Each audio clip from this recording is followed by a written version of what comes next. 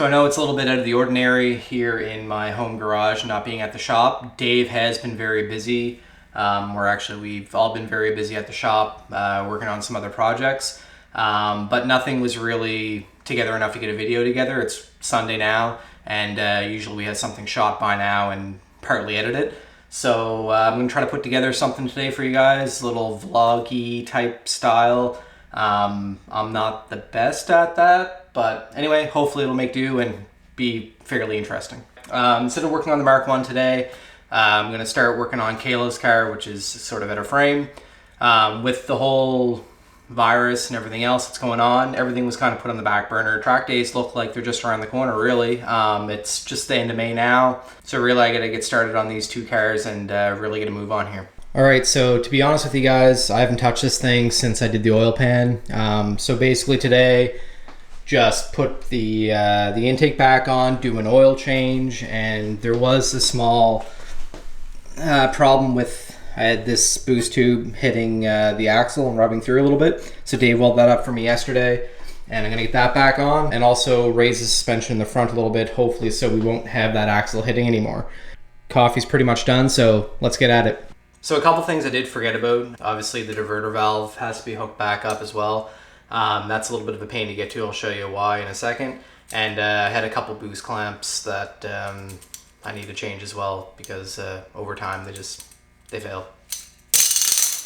All right, let's see if we can get a good look at this. So yeah, diverter valve way up in here. So between the axle and everything else, it's kind of tight in there. It's going to be a little bit of a pain to get to, but I got it out, so it's going to go back in, obviously.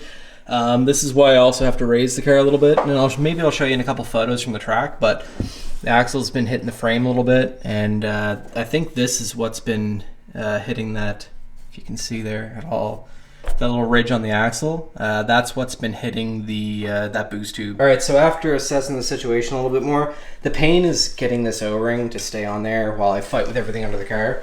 So all I'm doing is I just remove this to pull up the diverter valve out of the way. And sometimes you have to work smarter, not harder, and you kind of got to backtrack a little bit before you can get forward, but that's why I'm removing this pipe now, because I just can't get to it from underneath at all. So fight with that, get that out of the way. Yeah, that's a lot better. I'll show you now. Put that out of the way, now you can see the diverter valve a little bit easier. All right, so I'm not gonna lie, that was a huge pain. So what was happening is that O-ring that I was showing you, every time I'd go to put the diverter valve on that charge pipe, it would move and come off, and it was just a huge pain. And then once I did get it down into place, I couldn't get the clamp shut enough to get the Allen bolt in and get everything clamped up. But anyway, I got it now. So all that I have left is to do the oil change. I have a couple things to do in the rear of the vehicle as well. I'll show you that in a second. And good thing is that with the Mark 1, I have all kinds of extra clamps. Well, not really extra clamps, so clamps I could steal to get this thing on the road today. So oil change is done. One thing you didn't see is I unplugged the coil packs and cranked it over a few times without starting the car, just to get the oil pressure up. So next I wanted to show you guys in the back here, just basically a few things that you guys wouldn't have seen before. Everything is solid bushings. I don't know if you can see up through there, or maybe up through here. Yeah, it's all solid bushings, as well as adjustable control arms. I just, I'm trying to get the light in here. I just filled them back up, the heim joints there, with some grease to keep them from knocking. But as you can see, it's starting to split over the sides, so I think it's probably time to replace those. Another couple things here. We have the surge tank, which you can barely see because there's no light. Scale suspension, Pro Time Attack. I do have to do a rear Haldex fluid change. I do that every year. But besides that, this thing's pretty much ready to roll. Alright, so got the car back on the ground. Obviously, since we're driving it now, I gave it a quick bath, and everything seems to be good. So we're just out playing with a little bit of the boost settings. I was driving earlier, Kayla's driving now. You happy to have it back? Yes. Sorry if I'm yelling. This car is quite loud. It's kind of stripped out a little bit. So anyway, it's good. We stopped for gas just a second ago, and I think there might be a small exhaust leak, so I gotta check that out. And as we were stopped, I got Kayla to give it a rev, and of course I look over to the side, and it gave a big pop when she revved it, and there was an RCMP officer right beside us. But anyway, she just smiled, and you know, you gotta be smart, react stupid, and we try to do that. That's obviously why we go to the track. But you gotta have a little bit of fun sometimes too. So all in all, we're pretty happy. Obviously, it's just a shorter oil pan. I do still have to raise the car up. I didn't do that. I was just getting too aggravated in the garage, and I wanted to get out and enjoy the nice weather. A couple things we are going to play with is the boost controller. We're going to probably wait for the dyno for that. Basically, what we're trying to do is get the boost to come on a little bit sooner, and you can adjust that by the spring pressure set in the boost controller itself. So we're going to play around with that a little bit. But besides that, can't turn the boost up much more without some race fuel. So I think we're stuck at around the 400 and some change horsepower range, but it's more than enough fun for the track for now anyway. And it's just nice to be driving this thing again, right? Yes. Kayla, did these seats get smaller over the winter, or did I get a little thicker? Did I get a little thicker? I'm still fine, so I think that's on you. No, I think this one must. The LBs are on you. This one must have shrunk a little bit. Yeah, it's a little. It's cozy.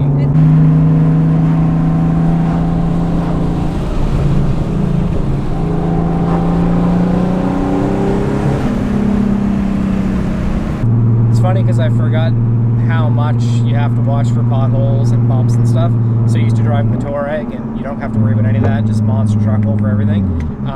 But it's funny how much you see stuff coming, you clench, and or Kayla closed her eyes.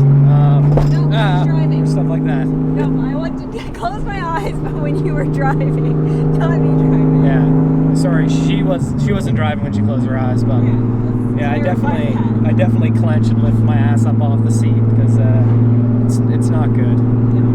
Kayla, what were you saying best case scenario was for the track? I mean, best case is the time attack is still on next month. So as far as I know, there's a time attack on the 20th.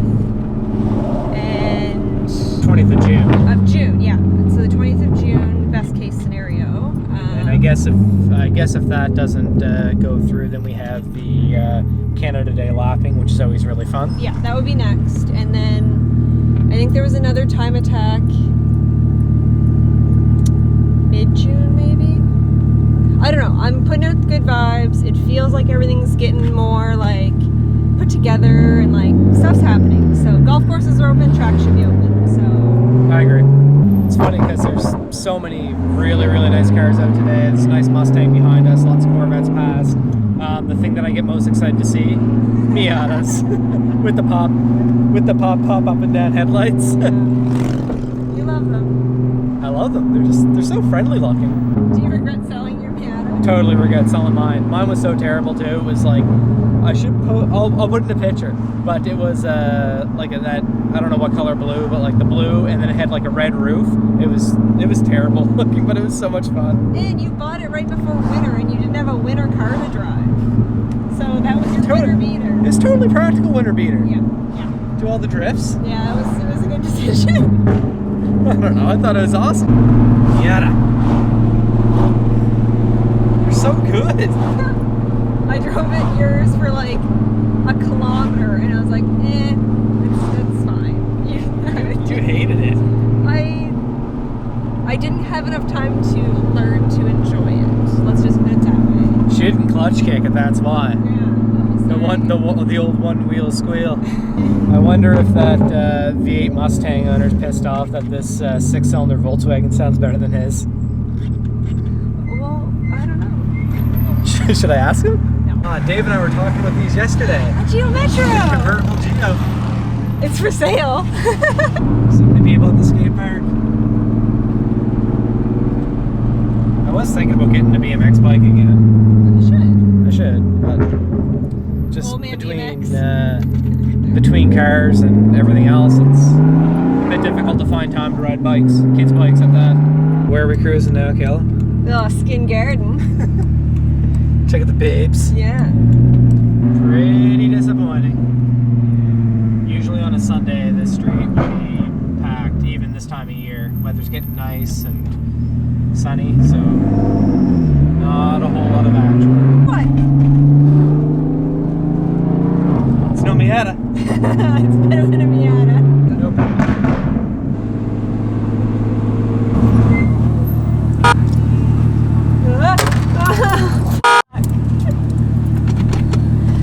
What did you do? I didn't get one in. I need another one.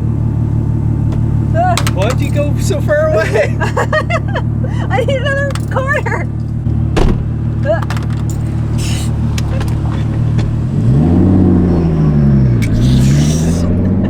All in all, pretty successful day, wouldn't you say, Kayla? Yep. You get your car back, Yes. everything's working pretty good. No complaints. It's a little toasty like usual, but so I think really the only things left to really do this, get ready for the track, would be we're going to change the brake pads to something a little bit grabbier, I guess. Probably the DeKaSi 60s, I think they are. But besides that, I think that's pretty much it for that. Kayla's going to take the interior out and clean it. Rear Haldex flush, I'm going to do that as well. And tires are good for this year. Anything else that I'm missing? No. I'm going to change one of the Heim joints in the back, like I said earlier. And then just little odds and ends, but really it's pretty good to go. Yeah. Now you just need to get your car ready. Yeah, so next up would be this one. So anyway, that's it for now. Something quite different, more vlog style, I guess. Hope everybody wasn't too bored. We'll try to make this a little bit more exciting next time. Kayla's tripping on wood. That's it. Make sure you please like and subscribe. If you want to see more of this type of content, just messing around, tell us that as well. And anything else, Kayla? No. Are you happy to have your car back? Yes, I actually am. All right. That's it.